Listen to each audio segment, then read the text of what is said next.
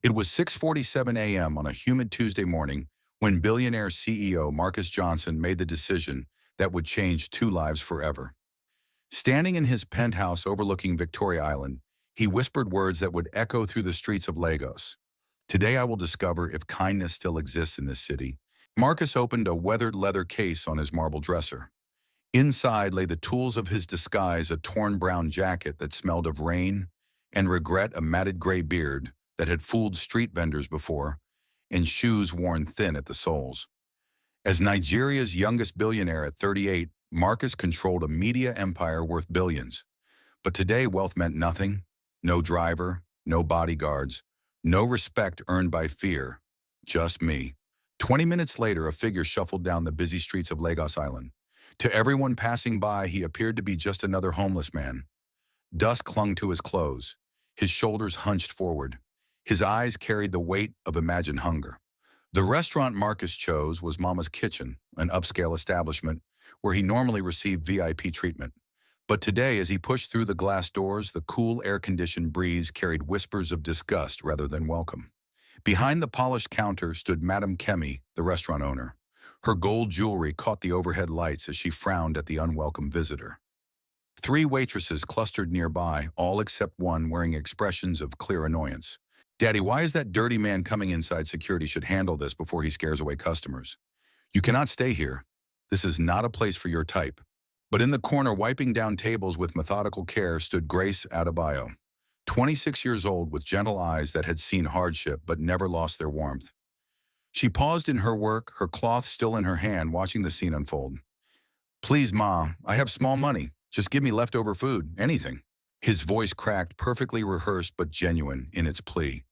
He held up a crumpled 20 naira note, his hand trembling just enough to sell the performance. Leftover food. This is not a charity house. Someone calls security before he disturbs our breakfast. Laughter rippled through the restaurant. Phones emerged from purses and pockets, recording what they thought was merely another nuisance to mock online later. But Grace set down her cleaning cloth and walked to the counter with quiet determination. Her uniform was spotless, pressed that morning in the tiny room she shared with two other girls. Her name tag caught the light: Grace, service with a smile. "Madam Kemi, I need jollof rice with chicken, full portion, and a bottle of water." "Grace, you've gone mad. For that beggar? He is not a beggar. He is a hungry human being." "Grace Adebayo, that meal costs 800 naira. Look at his 20 naira note and tell me how mathematics will solve this problem." The restaurant fell silent. Everyone waited for Grace to retreat, to apologize, to remember her place. Instead, she straightened her shoulders. "Put it on my salary, Mom. You can deduct it when you pay me next week." Gasps scattered through the crowd like scattered coins. A businessman filming with his phone whispered to his companion, "This girl must be new. She'll learn." But Grace had worked at Mama's Kitchen for 11 months. She knew exactly what she was doing. "Are you sure about this foolishness?" "Yes, Ma, I am sure." 5 minutes later, Grace approached Marcus carrying a steaming container of jollof rice, golden with palm oil and rich with the scent of tomatoes and spices. The chicken leg was generous, the bottle of water cold with condensation. "Sir, keep your money. This is not leftover food. This is your meal, and I have paid for it." Time seemed to pause in that air-conditioned space. Marcus stared at the young woman whose eyes held no pity, only simple human dignity. Something inside his chest cracked open, not his heart, but the wall he had built around it. "Why? Because you deserve to eat, sir. We all deserve to eat." As Grace turned to walk away, Marcus reached up and slowly peeled away the gray beard. The dining room held its collective breath.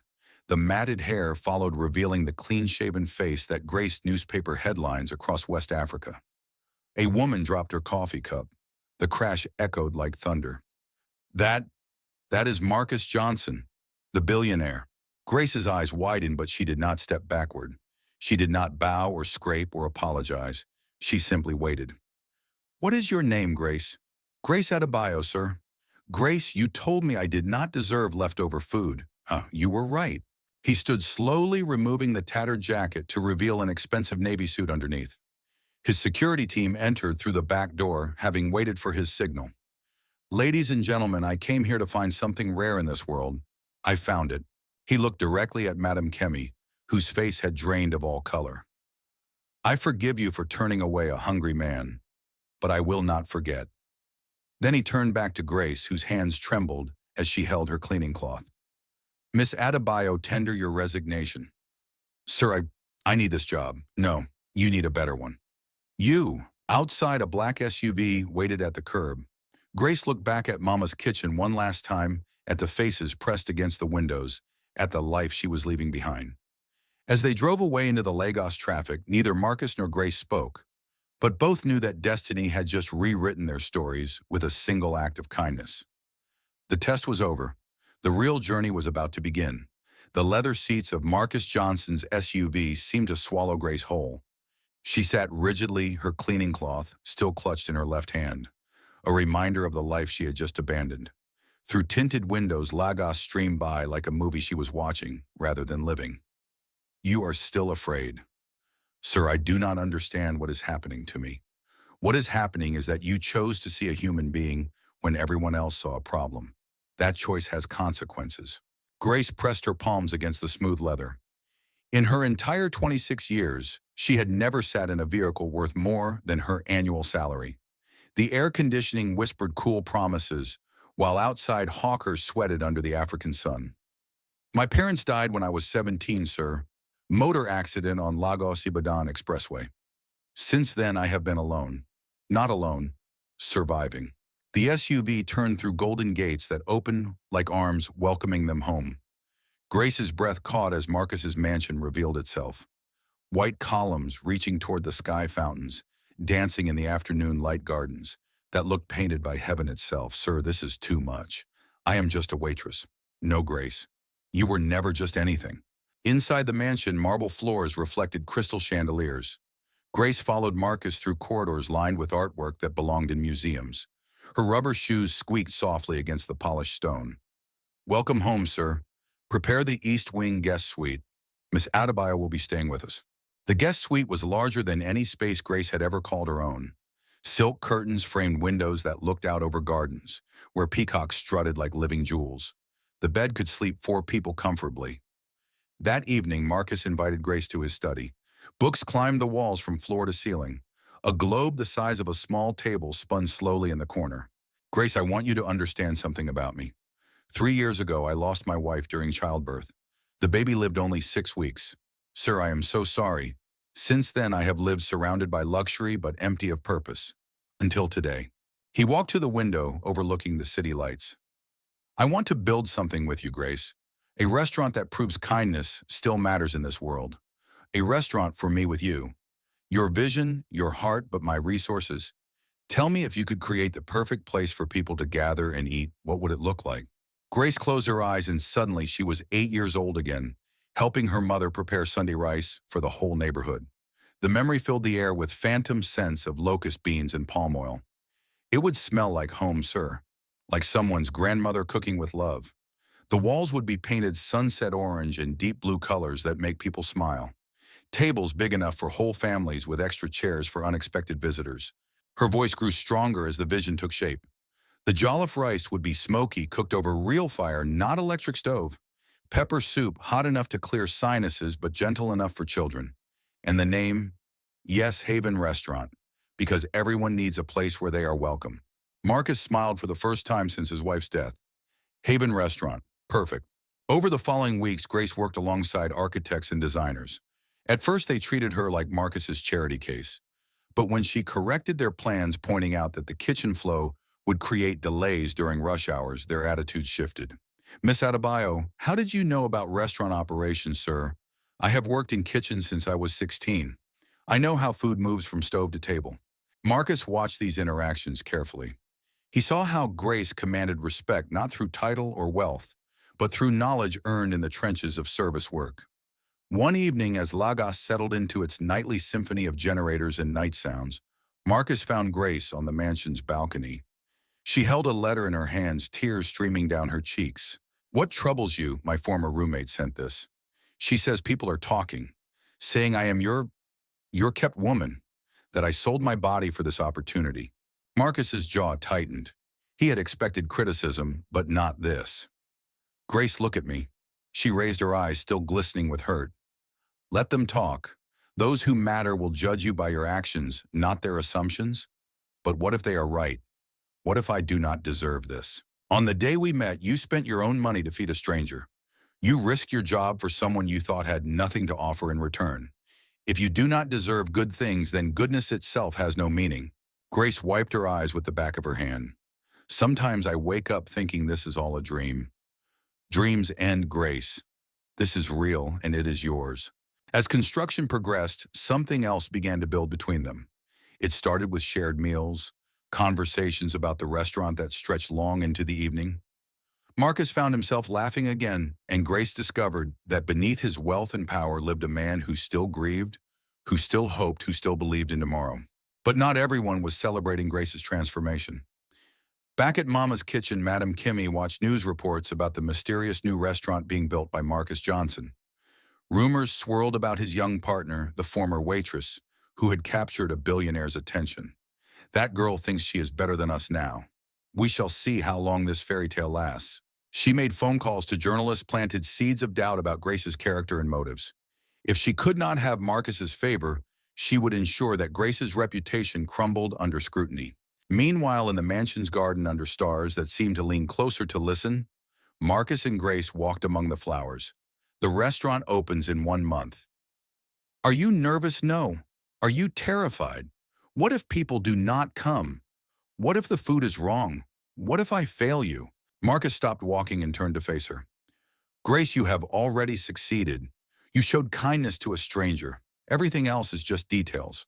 Under the Nigerian night sky, with Lagos glittering in the distance like scattered diamonds, neither of them noticed how close they were standing, how natural it felt when Marcus reached out to touch Grace's hand, how right it seemed when she did not pull away. The transformation was nearly complete, but the real test was still to come. 6 months after a billionaire disguised himself as a homeless man, Haven Restaurant stood ready to open its doors. The building glowed like a sunset jewel in the heart of Victoria Island. Orange and blue walls welcomed visitors, while the aroma of smoky jollof rice and pepper soup drifted through the air like an invitation to paradise. Grace stood before a mirror in the restaurant's office, adjusting the traditional African print dress she had chosen for the opening ceremony.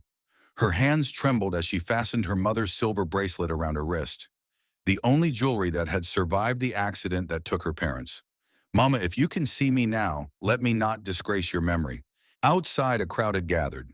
Government ministers arrived in convoys, celebrities posed for photographers, and food bloggers prepared their cameras. But scattered among the VIPs were ordinary people. Street vendors, taxi drivers, students who had heard the story of the waitress whose kindness built a restaurant. Marcus appeared in the office doorway, elegant in a navy blue ekbada embroidered with gold thread.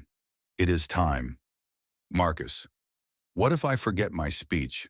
What if my voice shakes? Then let it shake. Truth does not require a steady voice. They walked together to the entrance of Haven Restaurant, where a golden ribbon stretched across the doorway. A microphone waited on a small platform surrounded by cameras and expectant faces. Grace took the microphone, her heart hammering against her ribs like a trapped bird. Good afternoon, everyone. My name is Grace Adebayo, and I want to tell you how kindness built this restaurant. Her voice started soft but grew stronger with each word. 7 months ago, I was a waitress earning barely enough to pay rent for a shared room. One morning, a man who looked homeless and hungry came into the restaurant where I worked. Everyone laughed at him. Everyone turned away. But my mother taught me that every human being deserves dignity. The crowd leaned forward, phones recording every word. I used my own small salary to buy that man a full meal. I told him he deserved real food, not leftovers. That man was Marcus Johnson, and he chose to change my life. But this restaurant exists not because I was lucky, but because I remembered that kindness costs nothing but gives everything. Applause erupted from the crowd, but Grace raised her hand for silence.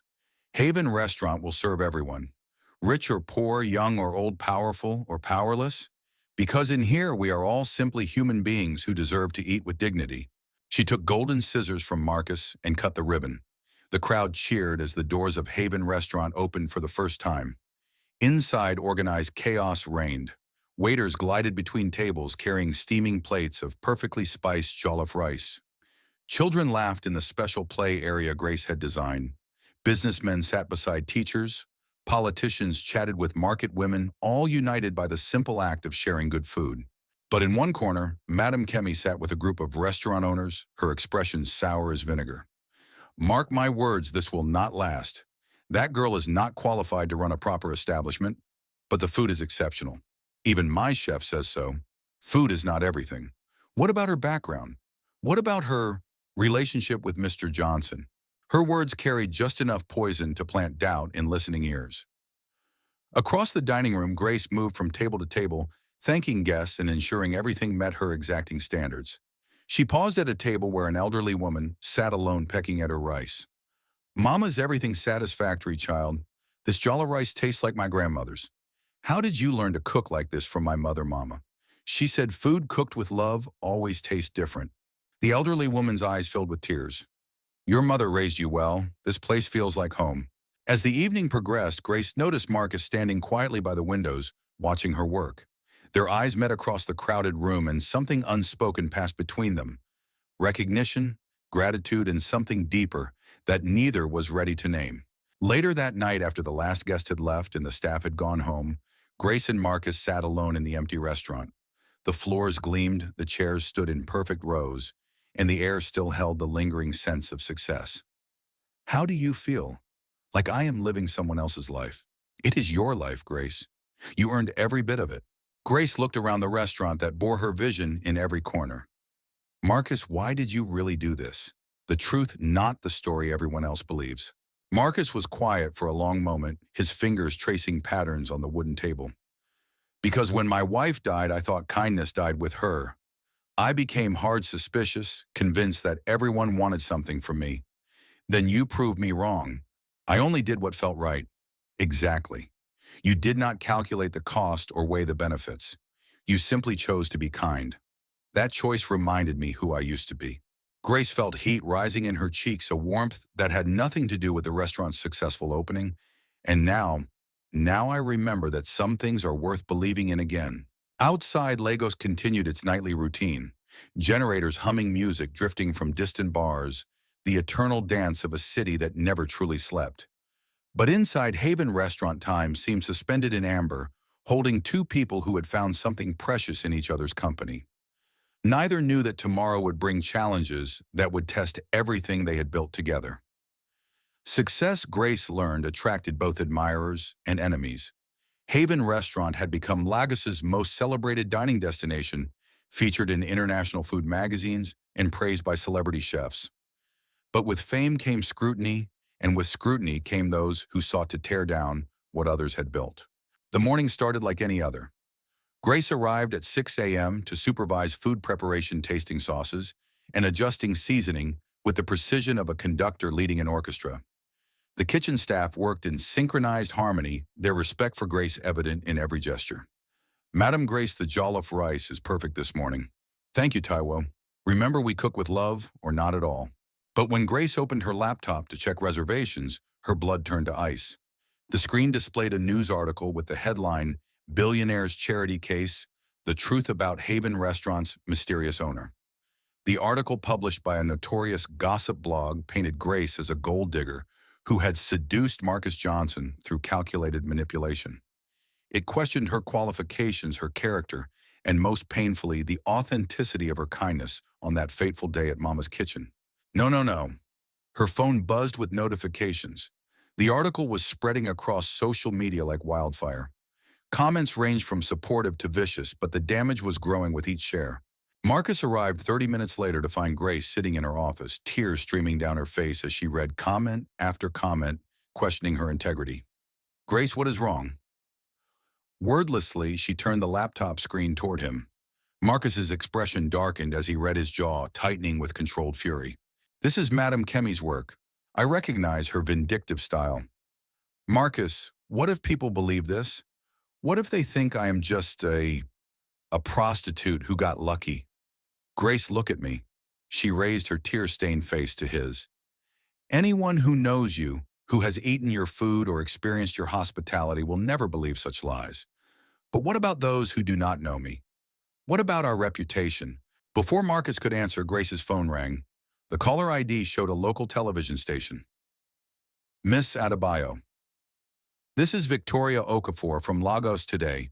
We would like to invite you for an interview regarding the recent allegations about your relationship with Mr. Johnson. I need time to think. Of course.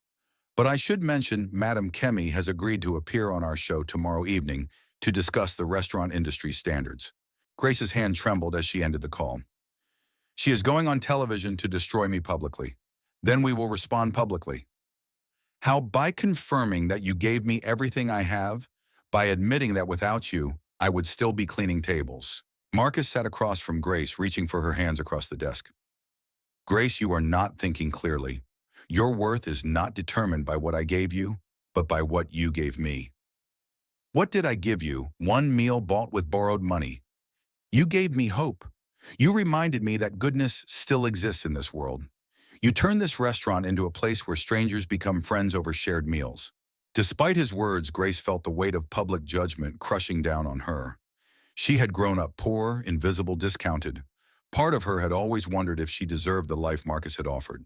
That afternoon, business at Haven Restaurant slowed noticeably. Some regular customers avoided eye contact when they canceled reservations over the phone.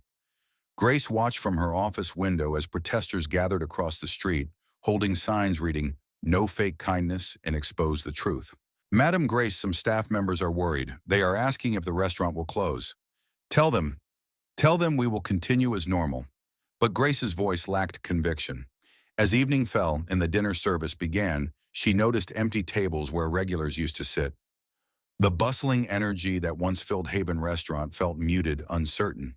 Marcus found her that night on the mansion's balcony, staring out at Lagos's glittering lights. Running away will not solve this. I am not running away. I am protecting you. From what? From the embarrassment of being associated with someone like me? Marcus turned to face her fully, his expression intense. Grace Adebayo, I have built a media empire worth billions of naira. I have negotiated with presidents and prime ministers. I have faced hostile takeovers and economic crashes. None of that scared me as much as the thought of losing you. Marcus, I am not embarrassed by you. I am proud of you. And tomorrow I'm going to make sure all of Lagos knows it. He pulled out his phone and dialed a number. Victoria, this is Marcus Johnson. I understand you want an interview about Haven Restaurant. Set it up. Both Grace and I will appear together. Grace's eyes widened in alarm. Marcus, you do not have to do this. Yes, I do. Because what we have built together is too important to let others destroy with lies. As Lagos settled into its nightly rhythm, Grace realized that her greatest test was not the opening of Haven Restaurant or learning to navigate wealth and success. Her greatest test was learning to believe that she deserved to fight for the life she had built, not just accept it as charity. Tomorrow would determine whether kindness was strong enough to survive in a world that often rewarded cruelty. The television studio hummed with tension as cameras prepared to broadcast Lagos's most anticipated interview of the year. In the green room, Grace sat rigidly in a blue traditional dress, her hands clasped so tightly her knuckles had gone white. Marcus, what if I say the wrong thing? What if I make everything worse? Grace, just tell the truth. Truth has a power that lies can never match. Across the hall, Madam Kemi adjusted her elaborate GL head wrap and practiced her talking points with vindictive precision. These young girls today think they can use their bodies to climb to the top. I will expose this charade for what it truly is. The show's host, Victoria Okafor, was Nigeria's most feared interviewer, known for her sharp questions and refusal to accept evasive answers. Good evening, Lagos.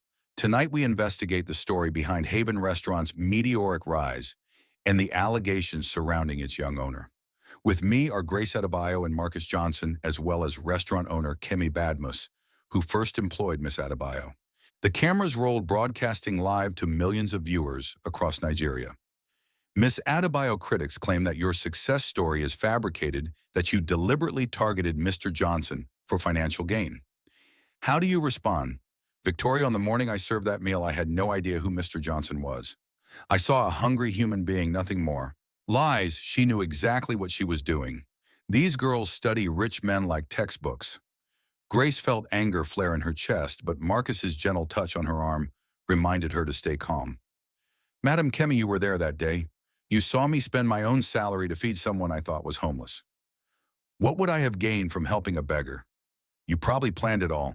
Maybe you and your boyfriends arranged the whole thing. The studio fell silent at the viciousness of the accusation. Even Victoria Okafor looked surprised by Madame Kemi's tone.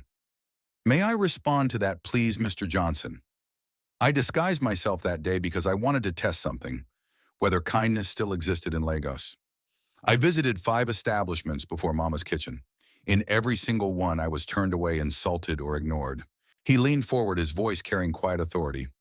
When I reached Madame Kemi's restaurant, I was ready to give up. Then Grace appeared. She did not hesitate, did not calculate, did not think about consequences. She simply saw someone who needed help and provided it. Anyone can claim such stories. Where is the proof? Marcus smiled and nodded to someone off camera. A technician brought forward a tablet computer. Madam Kemi, surely you remember your security cameras. On the studio's large screen, grainy footage began to play. The interior of Mama's kitchen from 6 months ago. Viewers watched as a disguised Marcus entered, as customers recoiled in disgust, as Madam Kemi herself pointed dismissively toward the door. Then Grace appeared on screen, approaching the homeless stranger with natural compassion. This footage shows exactly what happened. No conspiracy, no manipulation. Just a young woman choosing kindness when everyone else chose cruelty. Madam Kemi's face crumpled as she realized her credibility was evaporating on live television. Miss Adebayo, what would you say to viewers who still question your motives? I would say, judge me by my actions, not by those who seek to tear me down. Visit Haven Restaurant. Taste our food. See how we treat every customer with dignity. Then decide for yourself whether kindness is real or fake. Her voice grew stronger with each word. I lost my parents at 17. I sold bread on the streets to survive. I worked as a waitress not because I lacked ambition, but because I lacked opportunities. When opportunity finally came, I grabbed it with both hands. I am not ashamed of where I came from, and I am not apologetic for where I'm going. The studio audience, silent until now, burst into applause. Even some of the camera operators nodded approvingly.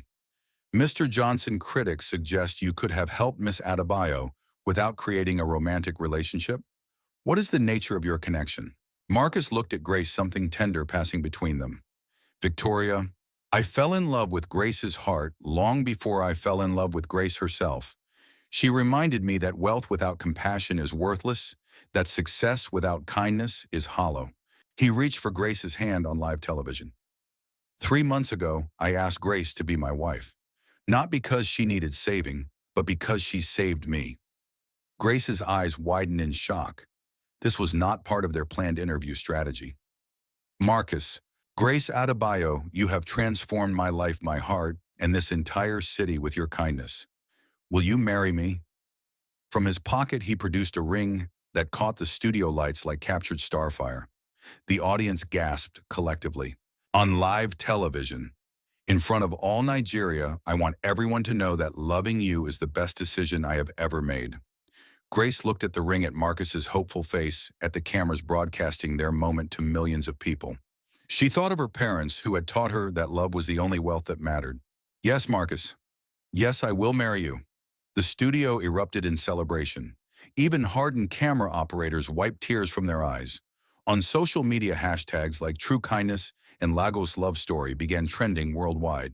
But in her chair, Madame Kemi sat forgotten, her vindictive plans crumbling like sandcastles before the tide of genuine emotion. Ladies and gentlemen, you have witnessed something extraordinary tonight. Not just an engagement, but a testament to the power of authentic goodness in a cynical world. As the cameras stopped rolling and the studio lights dimmed, Grace and Marcus embraced while Nigeria celebrated their love story. Outside, the studio crowds had gathered, cheering for the waitress who had captured a nation's heart through simple human decency. 6 months later, Haven Restaurant hosted the wedding reception of the year. Grace wore her grandmother's gold jewelry and a dress that sparkled like hope itself. The guest list included presidents and street sweepers, celebrities and students, all united in celebrating love that had grown from a single act of kindness. You may kiss your bride. As Marcus and Grace kissed under a canopy of stars, Lagos sparkled below them like a city of dreams made real. Haven Restaurant continued to thrive, becoming not just a place to eat, but a symbol of what was possible when kindness met opportunity. And in a small apartment across town, a young girl watched the wedding coverage on television, dreaming of the day when her own act of kindness might change the world. To anyone watching tonight who feels invisible, who feels forgotten, who feels like kindness is wasted in this hard world, keep being kind. Keep seeing the humanity in others. Your moment will come, and when it does, you will be ready. The camera pulled back to show the full celebration. Hundreds of people dancing under the Nigerian stars, their joy infectious, their hope unshakable. Because sometimes, just sometimes, kindness really does change everything. And everyone lived not happily ever after. Because life is never that simple, but meaningfully ever after, which is infinitely more precious.